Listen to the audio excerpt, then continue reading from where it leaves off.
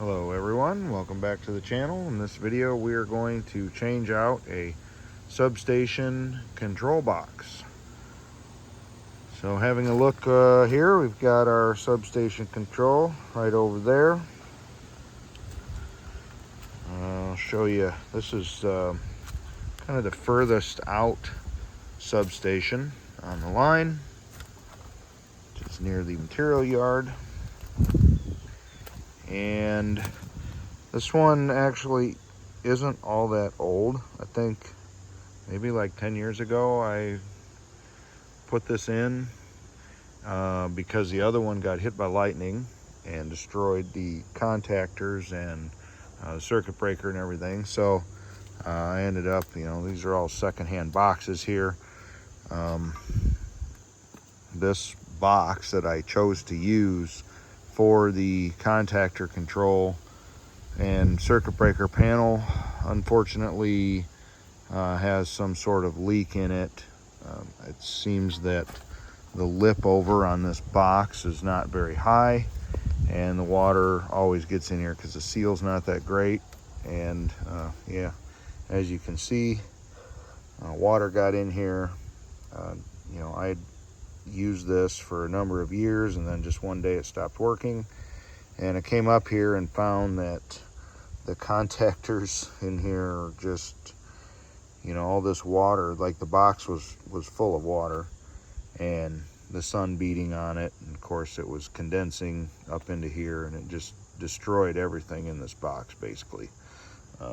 Everything's all corroded, so it's pretty nasty. This has been out of service now for a couple of years, just because I don't necessarily need this substation, but at some point I would like to operate a few cars at a time, and I would really need this if I'm going to do that.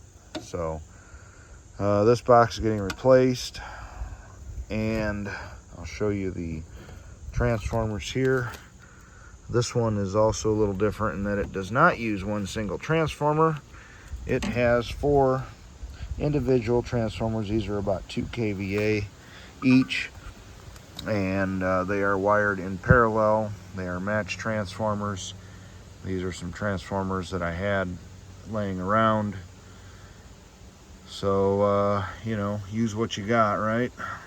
So this is what we did. So this is about an 8 kVA station here. Most of the other ones are 10, but it does what we need to. And like I said, we've been getting along just fine without it now for a while.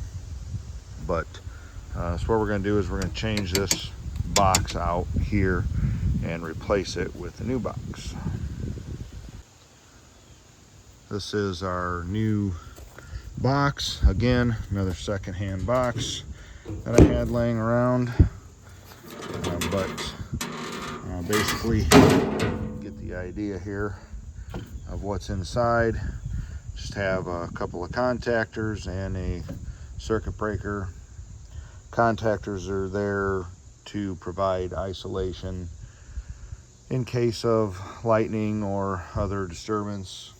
Basically, when I'm not here, those contactors are open and just keeps everything isolated from all the rest of the circuits. And then we've got a 30 amp breaker here. So we're going to get this box mounted up, and then we'll start wiring it all in. All right, got the old box taken down there.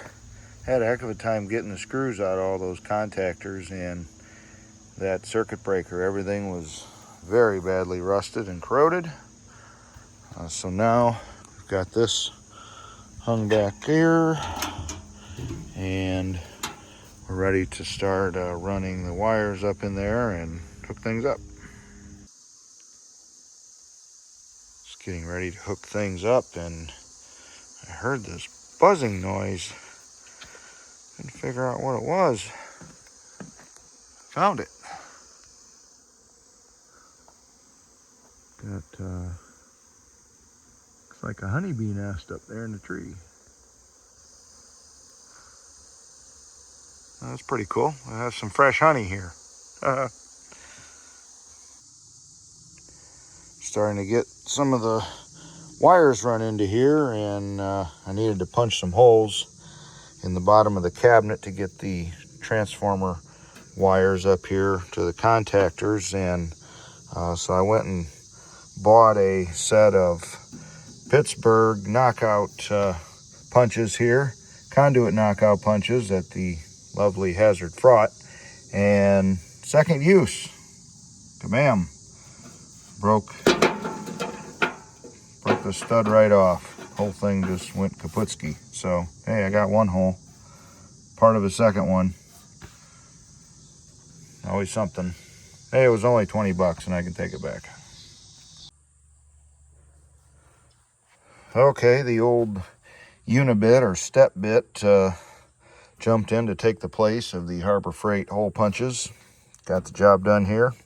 So we've got our holes punched for our cables to come in from the transformer box. And now everything is tied in here to the contactors. So I'm going to go down and energize these contactors and turn on the breaker. I've left this wire disconnected.